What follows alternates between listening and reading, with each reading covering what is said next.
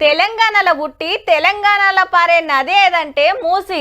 హైదరాబాద్ మీది బాజుకు 90 కిలోమీటర్ల దూరాన అనంతగిరి అడవులలో పుట్టి పారుకుంటా పట్నం నడుమిట్లకెళ్ళి పోవుకుంటా నల్గొండ జిల్లాను దాటి మిర్యాలగూడ దగ్గర వాడపల్లిలో కృష్ణా నదిలో కలుస్తుంది.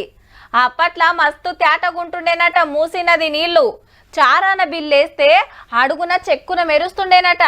మరిప్పుడు మూసి నది పేరు దలిస్తేనే షవ్వ అని ముక్కు మూసుకునే కథ కాబట్టే. మరి ఇట్లా ఎన్నేండ్లు ఏదో చేయాలి కదా.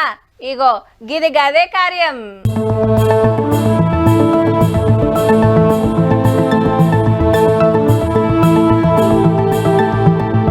రైట్, గోదారమ్మని తీసుకొచ్చి మూసీ నదిలో కలిపే కార్యం సురువు చేసిండు సీఎం రేవంత్ రెడ్డి సారు. గానీలతోటే ఉస్మాన్ సాగర్, హిమాయత్ సాగర్ నింపుతారట. 7,360 కోట్లు ఖర్చు అయితే అని లెక్క కట్టిండ్రు. 2 ఏళ్ల పనులు ఒడిపియాలని ఆర్డర్ వేసిండు ఆఫీసర్లకు.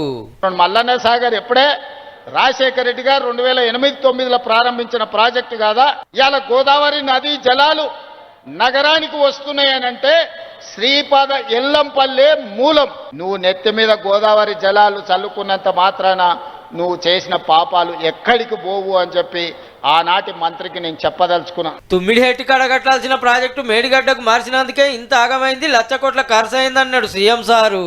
తొందరలోనే మహారాష్ట్రకు వెళ్తా, అక్కడ ముఖ్యమంత్రిని కలుస్తా.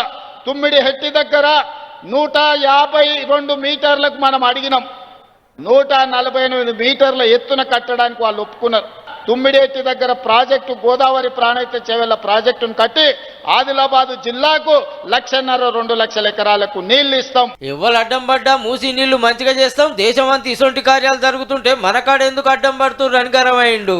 యమునా నది ప్రక్షాళన ఢిల్లీలో జరుగుద్ది, ఉత్తరప్రదేశ్ లో గంగా నది ప్రక్షాళన జరుగుద్ది, గుజరాత్ లో మీకు సబర్మతి నది ప్రక్షాళన జరుగుతుంది. నేను అడుగుతున్న హైదరాబాద్ లో మూసీ నది ప్రక్షాళన ఎందుకు జరగకూడదు? కలిసి రండి, కడుపులో విషం పెట్టుకొని ప్రాజెక్టులు ఆపకండి. ఇవాళ మనం మూసీ రివర్ ఫ్రంట్ చేసుకుందాం. అట్లనే సిటీ శివార్ నియోపోలిస్ కాడ ట్రంపెట్ జంక్షన్ చాలా అయింది. ఈ రూట్లో తిరిగేటోళ్ళకి ట్రాఫిక్ తిప్పలు లేకుండా మస్తు అక్కర వస్తుంది. ఇక